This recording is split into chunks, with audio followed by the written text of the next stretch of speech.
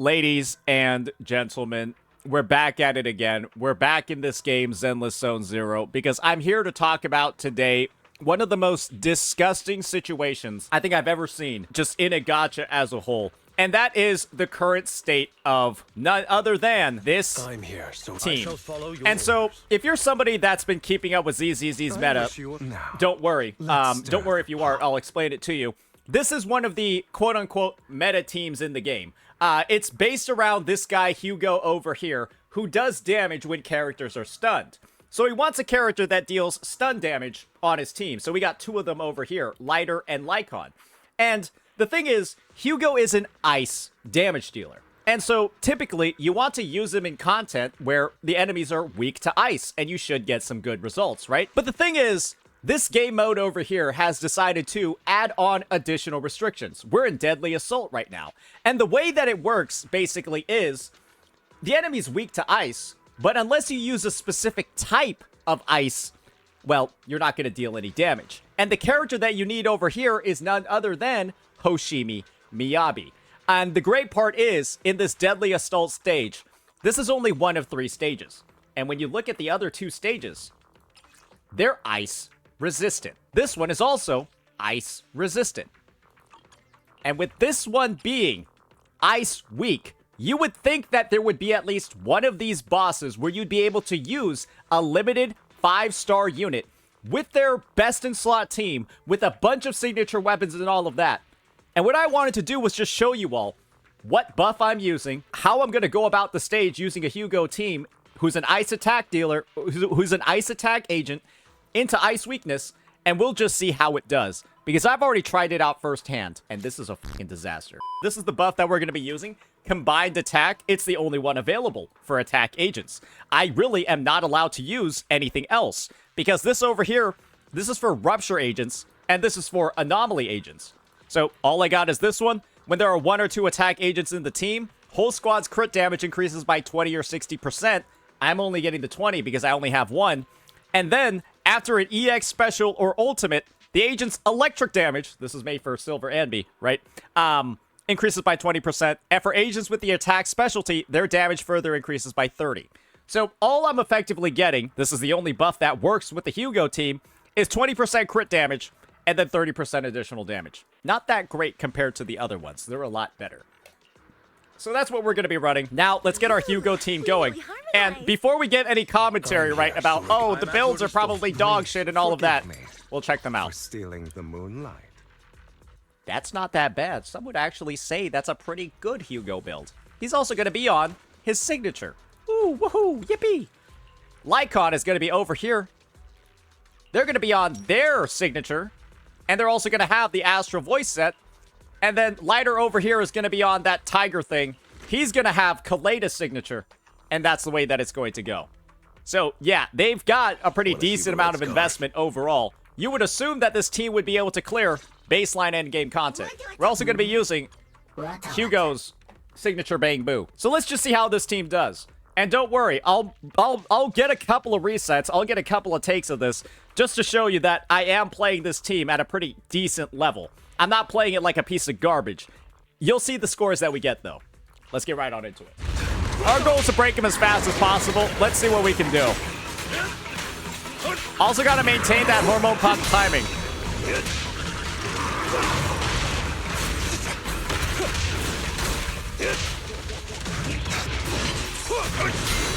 Not bad. Take this.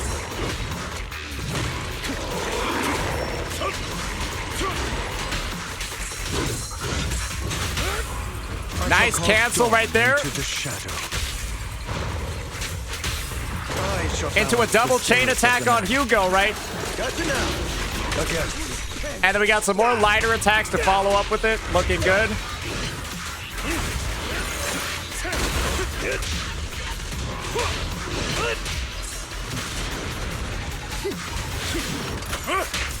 Into a Lycon. Break. I shall carve dawn into the shadow. I'm not opposed to it. I shall balance the scales of the night. Let order and madness dance. There it is. Make way for the undefeated champion!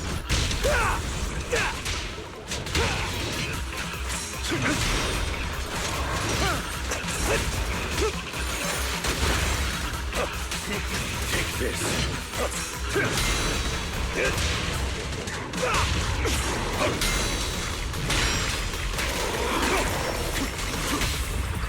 And you're noticing, man,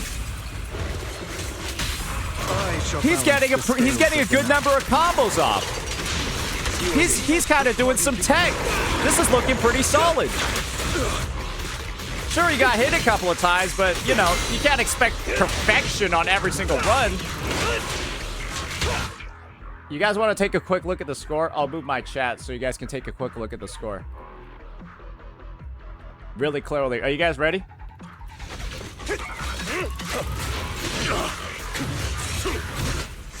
My bad.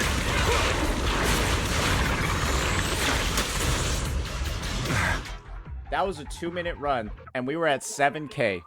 And yes, I died over there. Because part of me realized there's absolutely no chance that I was going to get anywhere close to the 20K required for a 3-star.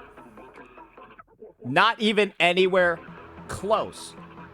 And that's the thing. If I'm 2 minutes in and that's what the score is looking like, what is 1 more minute going to do? When I'm literally at 7K points, having hit pretty much all of the key things that I would need to. So let's just go ahead. Let's try to like giga sweat, right? And I'm just going to like try to do the most perfect shit possible. Hit every single parry. Do all of that. And again, this team has signature weapons. It has all the investment. It has everything. What is the Claire going to look like?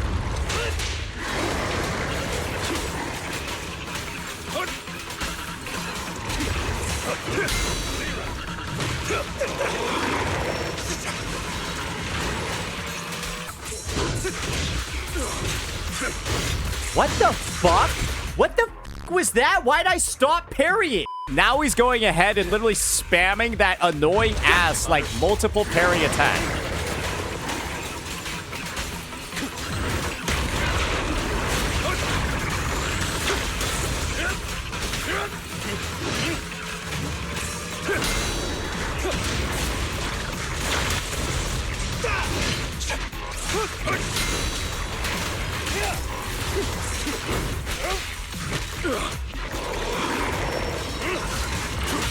I shall balance the scales of the night.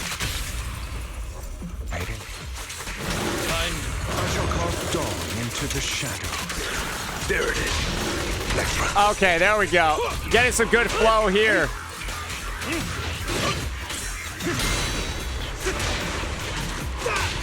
I pledge my honor!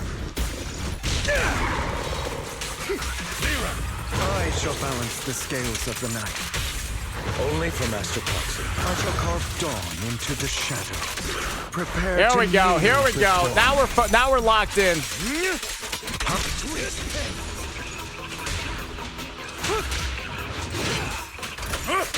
With this power.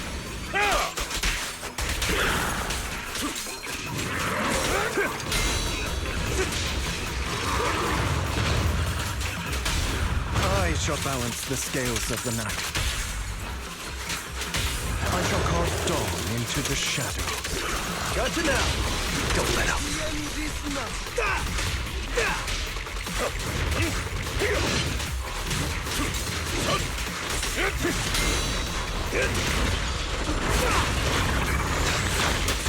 Here to assist.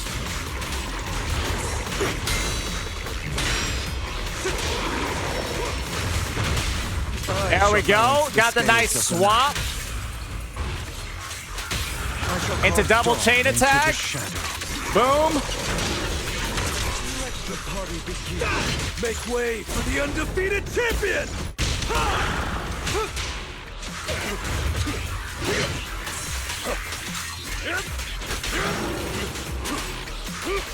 Boom. Another one. Balance the scales of the night.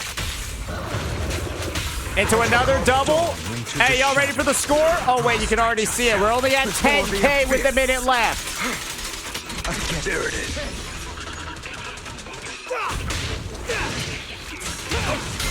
Bro, I am sweating my balls off right now on this clear, and we're not even getting close. And remember, this is an ice weak boss. I shall balance the scales of the night. I'm not opposed to working with you. I shall carve dawn into the shadow. Let me at him. Oh, what a coincidence.